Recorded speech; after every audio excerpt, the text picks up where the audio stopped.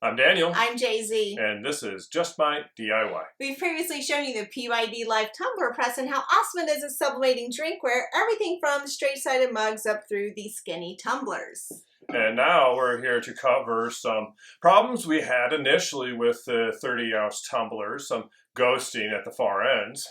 That's right. We have spent quite a bit of time testing and perfecting our techniques, and this video is going to be our best tips to give you your best sub on a tumbler in a tumbler press. So if you don't ghost us, you'll learn how not to be ghosted yourself. Here we go. So we found a design on Design Bundles and imported it into Photoshop so it could be sized appropriately. We're going to show you our print settings really quickly. We are printing on a converted Epson Eco Tank. We're using premium presentation paper matte and best quality. So once we go to print, it will come out of that Eco Tank that has Hippo sublimation ink, and this is Johnson Plastics Plus paper. We encourage you to measure the tumblers yourself because every 30-ounce tumbler is a little bit different. So we're going to take the PYD before it's hot and go ahead and set the pressure up for the 30-ounce. Always check your pressure before you turn on the press. While that's warming up, we're going to go ahead and use some alcohol and a lint rag to clean the human off of it. Or a lint-free rag. Yes, add extra lint to your sublimation. We're on a self-healing cutting mat here using a Cricut X-Acto knife to trim this exactly to size. Exactly.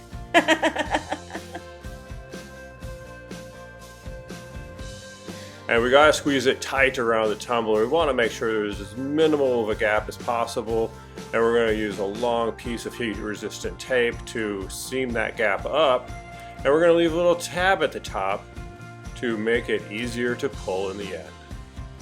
We discovered that adding these little tabs on the tape wherever we put tape on made it so much easier to peel this off at the end, especially because we like to peel things really hot.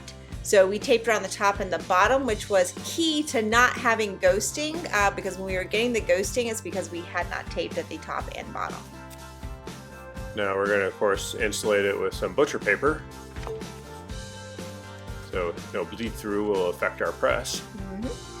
And a little tab piece of tape. Like I said, 375 for 75 seconds. Now I do know, like most heat presses, the last quarter to half an inch drops in temperature, so we want to make sure this is well centered. And muscle it in there. Being really careful of those edges because of that temperature fall-off was another thing that we changed in the first few that we tried versus this one, which turned out perfectly. Now you will see that there is a gap in there that we mark with a pencil. That is because that part is not getting full heat and pressure right now, and it will need to be turned 180 degrees. While you're wearing a heat glove. Yes, and pressed one more time. Some people do the second press for less time. We did not have success with that, so we stuck with the 375 for 75 seconds for both presses. Once it was done, we pop it out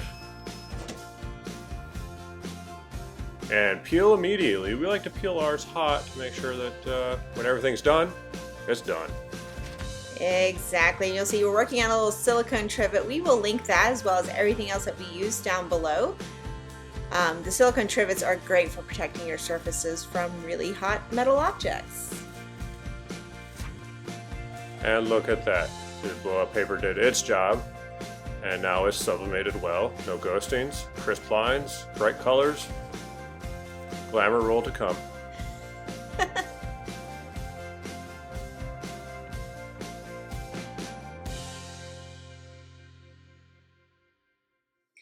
So we did go through quite a bit of trial and error to get to this point, but we hope these settings and techniques help you get perfect presses on your tumblers every time. So if you got a perfect press, tell us about it in the comment line. If you like the video, then give it a thumbs up, subscribe, ring the bell, and look for everything that we use to do this in the description below.